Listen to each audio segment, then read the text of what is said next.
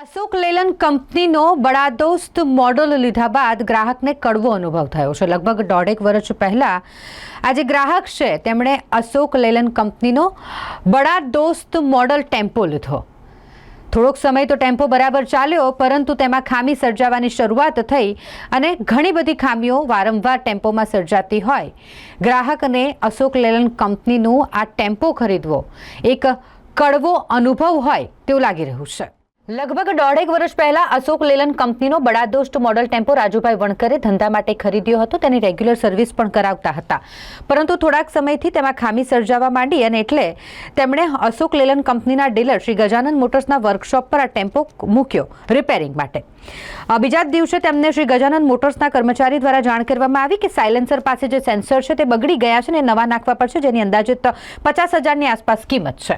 એટલે ગ્રાહકે તેમને સેન્સર બદલવા માટેની પરમિશન આપી, પરંતુ આ સેન્સર શેના કારણે ખરાબ થયા છે તેની કોઈ જ માહિતી શ્રી ગજાનન મોટર્સના કર્મચારીઓ દ્વારા ન આપવામાં આવી। ગ્રાહકને કંઈક શંકા ગઈ એટલે એમણે યોગ્ય જવાબ માંગ્યો। યોગ્ય જવાબ ન મળતા તેમણે કહ્યું કે લેખિતમાં તમે મને આપો કે કયા કારણસર આ સેન્સર બગડ્યું છે। ત્યારે કર્મચારી દ્વારા કહેવામાં આવ્યું કે કોઈ કૂતરાએ વાયર કાપી નાખ્યો હોય, એના લીધે બન્યું હોય કે આ પ્રોબ્લેમ આવી હોય।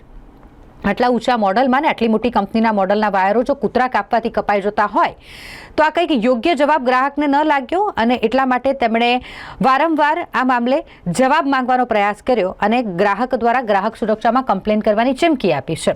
અશોક લેલન એક ઊંચી કંપની છે। આ કંપની જો આવી રીતે કૂતરાના ચાવવાથી જો તેના વાયરો કપાઈ જતા હોય, આવા હલકા ક્વોલિટીનું મટીરિયલ કંપની જો વાપરતી હોય તો આવી કંપની બંધ થઈ જવી જોઈએ। જો કૂતરું ટેમ્પો નીચે જઈને વાયર કાપી શકતો હોય તો યોગ્ય રીતે તેનું ફિટિંગ કરવું જોઈએ, જેથી કરીને ગ્રાહકોને આવી રીતે નુકસાન ન થાય। 50,000ના અંદરની આઇટમો જો બગડી જતી હોય તો ગ્રાહકને ભારે નુકસાની ભોગવવાનો વારો આવે તેવું ગ્રાહકનું કહેવું છે। અશોક લેલનનું મોડલ લેતા પહેલા અન્ય ગ્રાહકોએ વિચારવું, ત્યારબાદ જ ચકાસણી કરીને આ કંપનીના મોડલ લેવા કંપનીના એડવાઇઝર દ્વારા રાજુભાઈ વણકર સાથે દુર્વ્યવહાર કરવામાં આવ્યો હોય યોગ્ય જવાબ આપવામાં આવ્યો હતો। પોતાના વર્કશોપનું નામ ખરાબ ન થાય તે હેતુસર તેમણે ઉટપટાંગ જવાબો આપ્યા હોય તેવું પણ ગ્રાહકનું કહેવું છે। એક વર્કશોપ હોય, ઓથોરાઇઝ ડીલર હોય, અમારે અહીંયા બોર્ડ લાગ્યો છે, તમે અમારા જે હેડ છે એમનો નંબર લખેલો, પર્સનલ નંબર લખેલો છે, તમે એમનો આવો સાહેબ અહીંયા ટેકનિકલ નથી નંબર, એક તો અહીંયા અમે ટોલ ફ્રી નંબર લખેલો છે, બતાવો ટોલ ફ્રી નંબર લખેલો છે જે 24 કલાક અવેલેબલ છે। અહીંયા આવો, આ ટેકનિકલ હેડ આ હેમંતભાઈ લાડ સાહેબ, આ હેમંતભાઈ લાડ જે વર્કશોપ મેનેજર, આ Vaibhav Chaturvedi TCSM territory service manager, એમનો પર્સનલ નંબર અહીંયા લખેલો છે, ટોલ ફ્રી નંબર જે બહાર લખેલો છે, બીજો નંબર સર્વિસ અપોઇન્ટમેન્ટ લખેલો છે। આ બીજું બતાવો, વોરંટી શેડ્યુલ લખેલું છે, જે તમે સર્વિસ ના કરાવો બધું કરાવો એના માટેની સર્વિસ શેડ્યુલ છે એ લખેલો છે। લીગલ જો તમને બિલ જૂના બિલ માંગ્યા ને સાહેબ, બંધ કરી દો, પહેલા પરમિશન લઈ લો પછી ઉતારો। મને પરમિશનની જરૂર નહીં। આ ઉતાર દો, કઈ વાત ખોટું કરતા નહીં એટલે કશું હા, મેં તમને વિડીયો ઉતારતા કોઈ રોક્યા, મેં તમને નહીં રોક્યા, કેમ આપણે ખોટું નથી, મારો હક છે। ના ના રાઈટ છે, બાકી કોઈ વર્કશોપમાં નથી ઉતારવા દેતા સાહેબ। આ પૂછવા મેન્યુફેક્ચરિંગ વાળા સાહેબને કોઈ વર્કશોપમાં નથી ઉતારવા દેતા। મારે ક્યાં ખોટો વિડીયો ઉતારો? મેં તમારી વિશે ખોટું બોલ્યું ને? ના, કે તમે મારી સાથે ચીટિંગ કરી? જરાય નહીં, તમે તો જરાય મને કહો છો કે ભાઈ આ તમે બહાર વાયરિંગ કરીને હા। આવ્યા, હું તમને નથી કહેતો કે તમે વાયરિંગ કરી। અમે લોકો સાહેબ મેં એ જ વસ્તુ કહું છું, તમને એવું લાગે છે કે આ વાયરિંગ અહીંયા કાં તો છાણીમાં થયું છે તો બંને વર્કશોપનું સર્ચ વોરંટ લઈ આવો, તમે એક બી ટુકડો મળે તો તમે બેફિકર આ વોરંટી કે ફ્રીમાં લઈ શકો છો। આ વસ્તુ હું ઓન કેમેરામાં કહું છું સાહેબ। મારે વોરંટી જોઈતું જ નથી, મેં તો એ કરી દે તમને। હવે મારો હેતુ એ છે, તમારો હેતુ એ છે કે આગળના કસ્ટમરને પ્રોબ્લેમ ના થાય, રાઈટ? આ તમારી 2 વર્ષમાં ફર્સ્ટ ટાઈમ ગાડી આવી છે કે ભાઈ કોઈ કૂતરાએ બાઇટ કર્યું છે, તો હું અશોક લેલનને તો કહેવા માંગુ છું, અશોક લેલનને ક્યારે કહી શકું કે તમે મને લખીને આપો એમને ટોલ ફ્રી કે આ પ્રોબ્લેમ થયો? ડ્રાઈવરને લઈ તો ગયા, એ તો હમણાં ડ્રાઈવર તમારા ડ્રાઈવરે રિપેર કર્યું એ જ સાચું નહીં બોલતો એ સાહેબ, તો પછી અંદર તો હું કર્યું એ તમને કેવી મારો જે ડ્રાઈવર નથી, ગાડીનો માલિક છે। મને નથી ખબર એ કોણ છે, એઝ ઇટ ઇઝ જો મને તમારી મારો ડ્રાઈવર બસ એટલા કહું છે, મારો ભાણિયો દીકરો છે ને એની ગાડી તમે તમે justification એવું ના કહી કહી શકે. શકે, એવું બહાર કામ ના કરાવી શકે।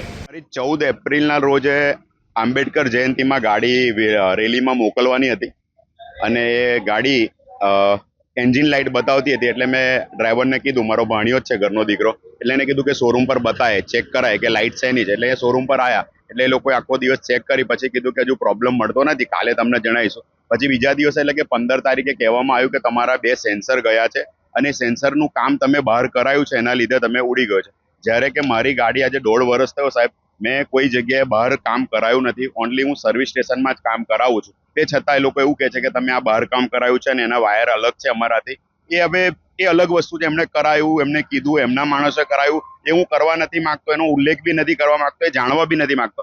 મને આ 2 સેન્સરની કિંમત કહેવામાં આવી સાહેબ 42,000 રૂપિયા, 120 રૂપિયા, 42,120 રૂપિયા 2 સેન્સરની પ્રાઇસ છે, જે મેં આપવા તૈયાર. મેં અત્યારે પે બી કરી દીધા છે અને પે કરીને પછી મીડિયાને રિપોર્ટ કરું છું. કેમ કે મારી સાથે જે થયું અન્ય કોઈક હવે જે ટેમ્પો ખરીદતો હોય ને સાહેબ, એ સામાન્ય માણસ હોય, એકદમ નોર્મલ માણસ કે જે રોજ કમાઈને રોજ ખાવાવાળો ટેમ્પો લઈ શકે અને એના લીધે આગળ કોઈને છેતરામણી ના થાય, આગળ કોઈને પ્રોબ્લેમ ના થાય. આ 42,000ના સેન્સર છે સાહેબ, હું ગાડીનો હપ્તો ભરું કે 42,000 સેન્સર ના નાખું? હવે સેન્સર અશોક લેલેન્ડે એવી જગ્યાએ ફિટ કરેલા છે, એ તમને આગળ વિડીયો હું બતાવીશ કે કૂતરું પણ કરડી જાય અને એ તોડી નાખે, ઉંદેડો બી ખાઈ જાય એવી જગ્યાએ સેન્સર છે. આ જ્યાં વાયર છે ત્યાં આગળ સાયલેન્સર છે. સાયલેન્સરને અગર વાયર અડી જાય, કેમ કે સાયલેન્સર ઓછામાં ઓછું 80-90 ડિગ્રી ટેમ્પરેચર પર સાયલેન્સર ગરમ થતું હોય અને વાયર રબડ વાયર છે એ અડી જાય તો તૂટી જવાના છે. હવે તૂટી જવાથી ડેમેજ થયું કાં તો કુદરતી હોય તો મારે પાછા 42,000 ખર્ચવા તૈયાર રહેવાનું. મારી માંગ એવી હતી કે આ સેન્સર જે ગયા છે એ તમે મને લેખિતમાં આપો. સર્વિસ એડવાઇઝર છે એને પૂછ્યું કે ભાઈ તમે મને લેખિતમાં આપો કે આ જે સેન્સર છે એ કયા કારણસર ગયા છે અને એનું રીઝન અને એનો રિપોર્ટ માંગ્યો તો છેલ્લા 4 દિવસથી આ લોકો રિપોર્ટ આપવા તૈયાર નથી. મેં એ લોકોને કીધું કે મને મેલ આઈડી આપો કસ્ટમર કેર અશોક લેલેન્ડનું, જે ટેમ્પોનું મેન્યુફેક્ચરિંગ કરે છે. એ લોકો પાસે મેલ આઈડી બી નથી. એ લોકો ટૂંકમાં કોઈ જાતનો સપોર્ટ કરવા નથી માંગતા. મારી ઈચ્છા એવી હતી સાહેબ કે હું એવું સપોર્ટ કરું કે મારી સાથે જે આ છેતરપિંડી થઈ, આ સેન્સરનો ખર્ચો થયો એ અગાઉ કોઈની સાથે ના થાય. કંપનીને અગર જાણ કરીએ સેન્સરની તો કંપની કદાચ આના સેફટી ફ્રીક્વન્સી લે, જે રબર છે ઓગળી ના જાય, ઉંદેરો કાતરી ના જાય. કેમ કે સાહેબ 42,000 રૂપિયા બહુ મોટી અમાઉન્ટ છે. જે ટેમ્પો ચાલક હોય કે જે ટેમ્પો હોય એ આજનું રોડનું 1,000-1,500 રૂપિયા કમાતો હોય અને એમાં એને મહિનામાં જો 42,000 નાખવાના હોય તો બહુ મોટી વાત છે સાહેબ. એના માટે મેં સોશિયલ મીડિયાનો સહારો લીધો અને મીડિયાને બોલાવી કે મારી સાથે જે છેતરપિંડી થઈ છે ને સાહેબ, એ કોઈની સાથે ના થાય. હું છેતરપિંડી નથી કહેતો, પણ તમારા તમે ટેમ્પો રિપેરિંગ કરવા માટે આવ્યા, કયા વર્કશોપમાં આપવામાં આવે છે અને કઈ જગ્યાએ? આ વડોદરામાં આવેલું, ગુજરાતમાં તરસાલી છે, તો તરસાલી હાઈવે પર બાયપાસ છે આ શોરૂમ, જે અશોક લેલેન્ડનો શોરૂમ છે અને ત્યાં છે. અને આજે આ સેન્સર માટે પણ સાહેબ મારે 4 દિવસ ગાડી મૂકવી પડી છે. એ મોટી વસ્તુ. 14 તારીખથી આજે 18 તારીખ થઈ. શું માંગ શું છે તમારી? મારી માંગ એ છે સાહેબ કે મને લેખિતમાં આ જે સેન્સર ગયા છે એનો રિપોર્ટ આપે તો મને વધુ સારું કે હું આ રિપોર્ટ આગળ કહી શકું. શું માંગ શું છે તમારી? મારા સેન્સરના રિપોર્ટ જે છે સાહેબ એ મને આપી દે તો સારું કે સેન્સર કયા કારણસર ગયું છે અને કયા કારણસર. આ વિશે તમે વર્કશોપના મેનેજર, સર્વિસ એડવાઇઝર જોડે વાત કરી, એમને શું જવાબ? સાહેબ એ લોકો આગળ કોઈ એમની પાસે કંપનીનો કોઈ મેલ આઈડી નથી કે કશું જ નથી. એ લોકો કોઈ જાતની હેલ્પ કરવા માંગતા નથી સાહેબ. શું નામ શું છે? લાડ કરીને છે વર્ક્સ મેનેજર, સુપરવાઇઝર અંકિત કરીને ભાઈ હતા. એ લોકો બી આ રીતે કોઈ ઉલટા જવાબ આપે છે. અમારી પાસે ઓથોરિટી નથી, અમને અશોક લેલેન્ડે કોઈ ઓથોરિટી નથી આપી કે અમે તમને મેલ આપી શકીએ કાં તો નંબર આપી શકીએ. હવે આટલું. મારું નામ રાજુ વણકર, બરોડાથી.